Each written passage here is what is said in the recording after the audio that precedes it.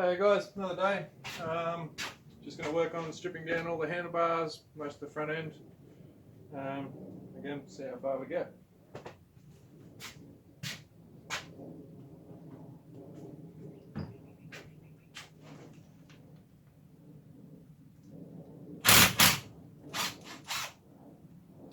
Some Speedo.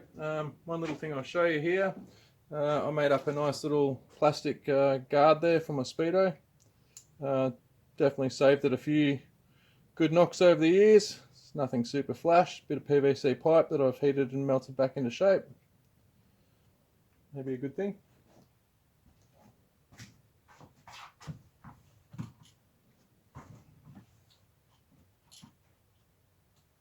One thing you've probably noticed, I like to try and put some of the nuts, or bolts I should say, back where I got them from, just so I don't lose track of where things go. Well, I've got the 8mm in here. Go for the front brake.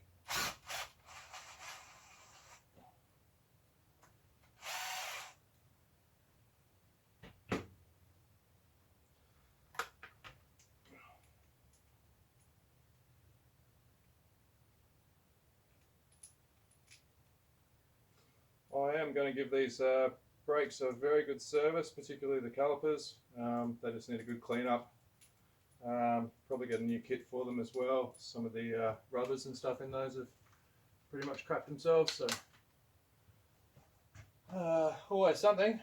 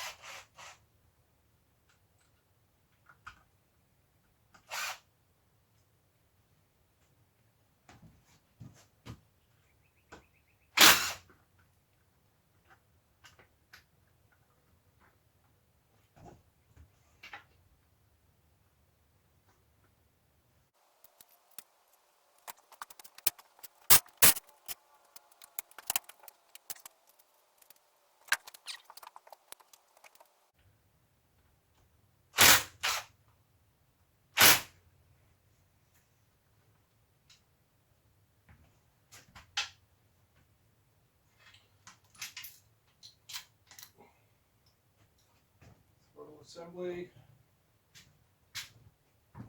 And last but not least, we'll go for that clutch. Big fan of the little impact driver. I don't tend to use this for putting things together as much. If I do, I certainly don't do anything uptight with it. I like to do everything like that tightening stuff by hand, but for disassembly of stuff, definitely makes things a lot faster and easier. This is just a cheap Bunnings one, nothing flash, but it's actually done the job very well. I've had it for numerous years, and yeah, great battery life. Just makes the job a whole lot faster and easier sometimes. Sometimes.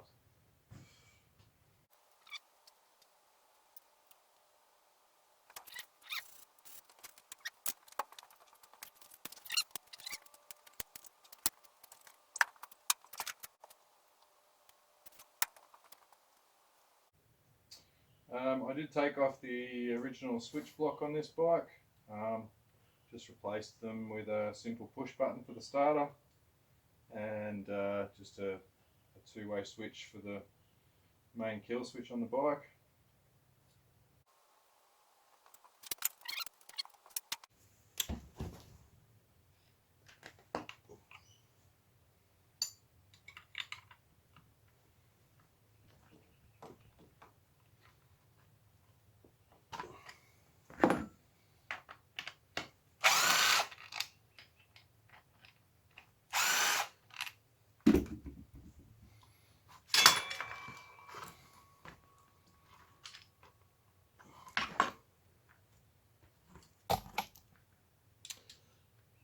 front caliper off. So that's got the speedo pickup in there as well, as you can see. But we'll go over disassembling of that a bit later on. Just going to go through and remove all the radiators now.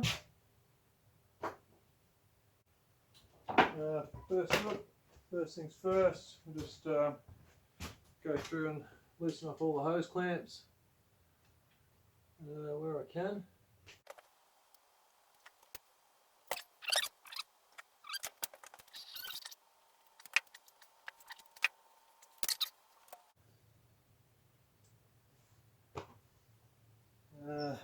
Still got a couple of the original Cobra clamps on there with these ones. They could be a real pain to get off sometimes. But we'll sort that out as we go. The earlier bikes used to have a bit of an expansion chamber on the front here. 15 doesn't, it's just a straight pipe through the middle there. So obviously that little expansion container probably isn't 100% necessary. I have had them break and I have just bypassed them before, so if you've got an earlier bike with that problem, that's definitely an option for you. Now, Cobra clamps. I hate these things. Generally, there is a special tool to do them. At home, I tend to just use a small flat blade screwdriver. And 9 times out of 10 I usually stab myself in the process, but anyway, we'll see how we go today. That one came off nice and easy. That's a change. I'll probably replace that with just a normal hose clamp type setup. I'm actually going to replace the hose on this side. This is a bit of an older one here, so we'll see how we go with that when we get to it.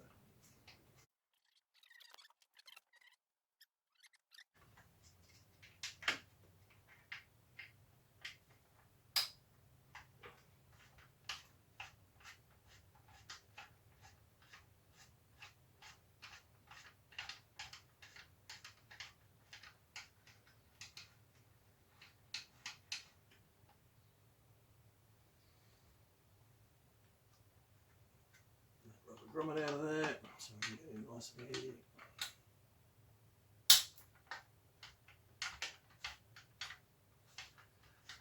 Now, I do know that I have a bit of an issue on this side here, which I will show you in just a second. Let's get that off. That. I may have to disassemble. Oh, there's the radiator cap.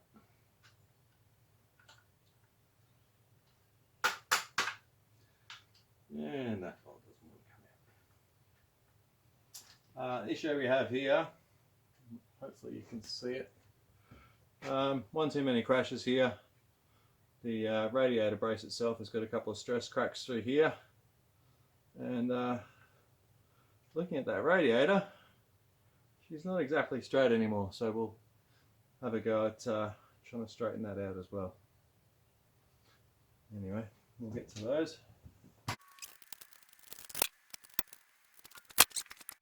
So here in Australia we have a wonderful little thing called a mud hornet.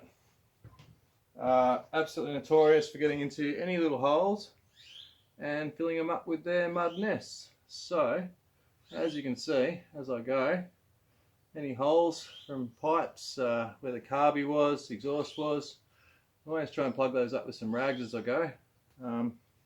Really don't want those little critters getting in anywhere and building their nests.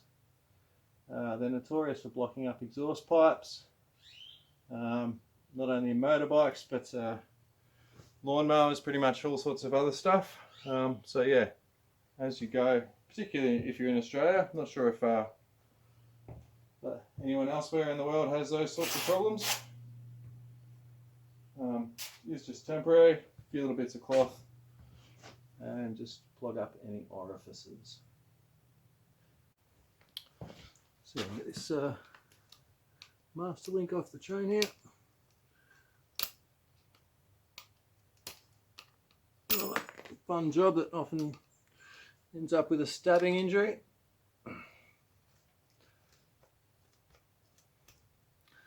That one's going to be pretty tight.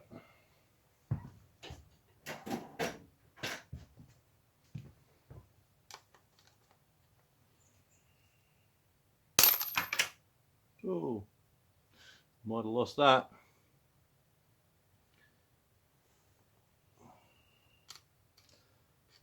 Slide him out the back. That's actually pretty badly worn there, so we'll probably end up replacing that one. And we can pull the whole chain off.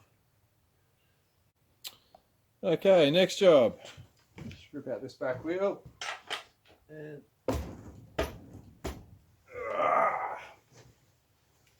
and take out the rear brake as well.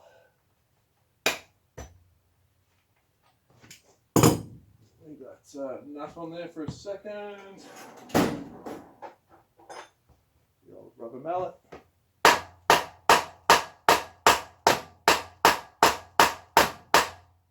Well, that's not a good look.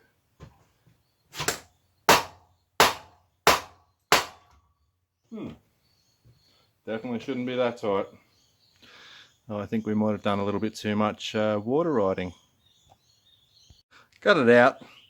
Just had to use a bigger hammer, bit of wood, bit of a drift, but that's not what you want your axle to look like.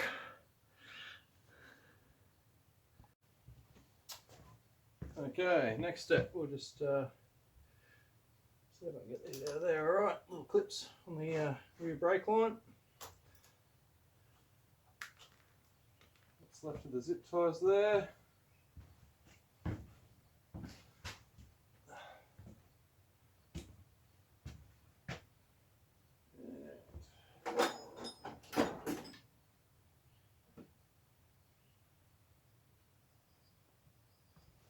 Where's that T handle gone?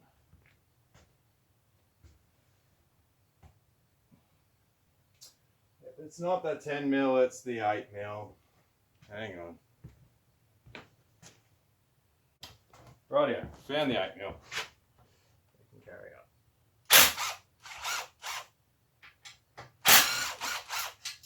on. Master cylinder off.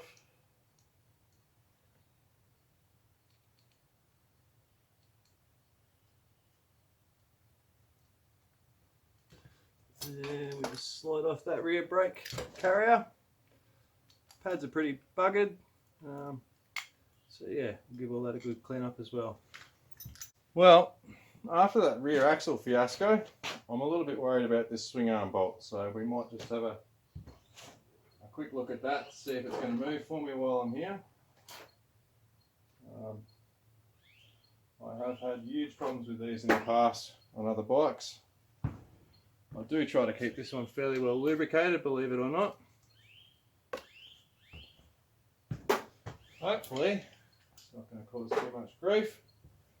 Let's see how we go.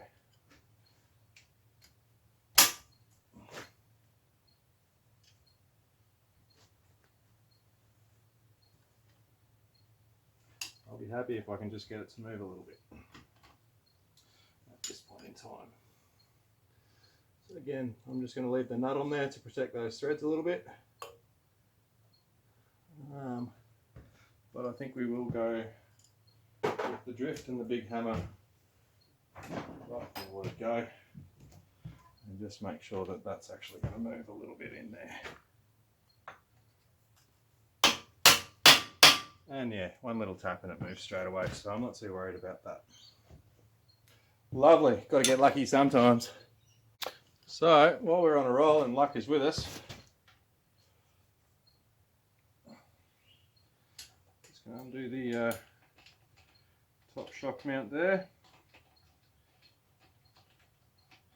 and we'll pull this whole swing arm and linkage assembly off. Pull that bolt there out.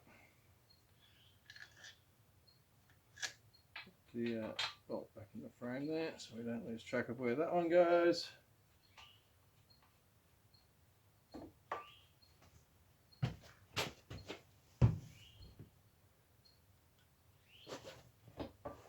And you lift up the swing arm a little bit, you'll get access to the bottom bolt.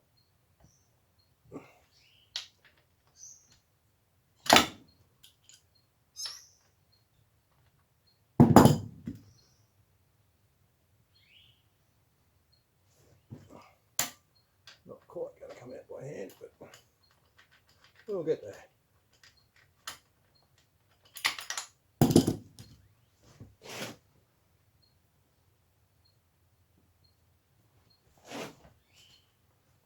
Rest that there.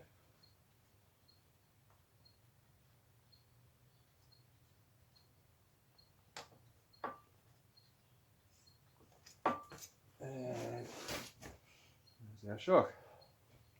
Beautiful piece of work, this Riga shock. I do like it.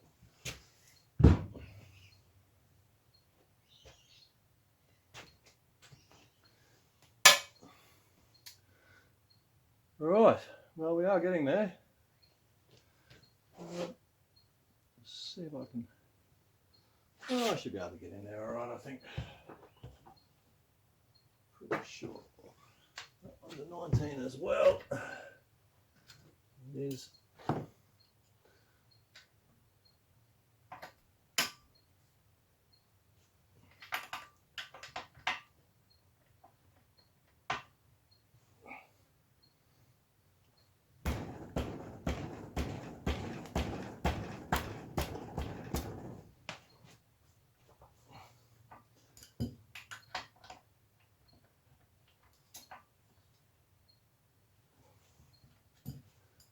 Gets the bottom wishbone bolt there out. There she comes. Right off. Bolt out of there. Oh, kickstand. Just be careful with these. There is usually a couple of washers on either side there. Don't want to lose them.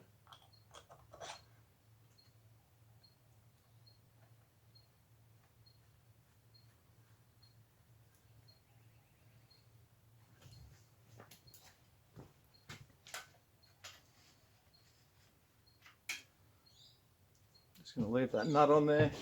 Do that incrementally, so I'm sure I can get it off. So just to help protect those threads a little bit. Oh, she's coming out beautifully. There's not going to be any issues with that. I'll get the rest of the way off.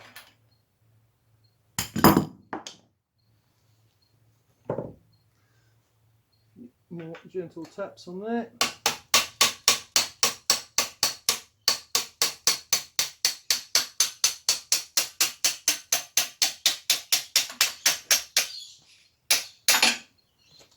And that's what a well-lubed bolt should look like.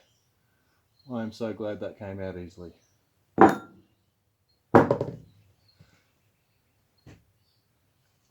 Hopefully, yep.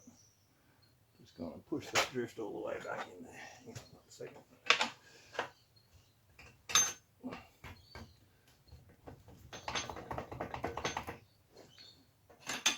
Oh.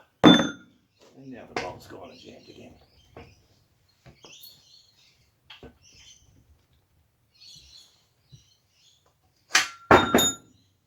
There we go.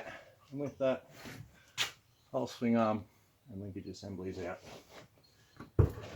Rightio. So we're getting down to the bare bones of the bike now. Before I do too much more, I'm going to go through and clean up a bit of this mess, try and organise a few things a bit better before I start losing stuff. Put a few tools away. I am going to leave the engine in the frame for now. I don't have a decent engine stand, so I'm going to go through and just do a little bit of slight disassembly of the engine with it in the frame, just to keep it sturdy. Crack a few bolts and whatnot else and get it ready to do the top end and stuff. So that'll be the next episode or two. And then we'll get into the nitty gritty. I am planning on just doing a couple of little videos of each sort of individual part. So we'll go over a carby strip down and clean up and rebuild. We'll do the starter motor and clutch side. They'll all be just little separate episodes, same as the top end.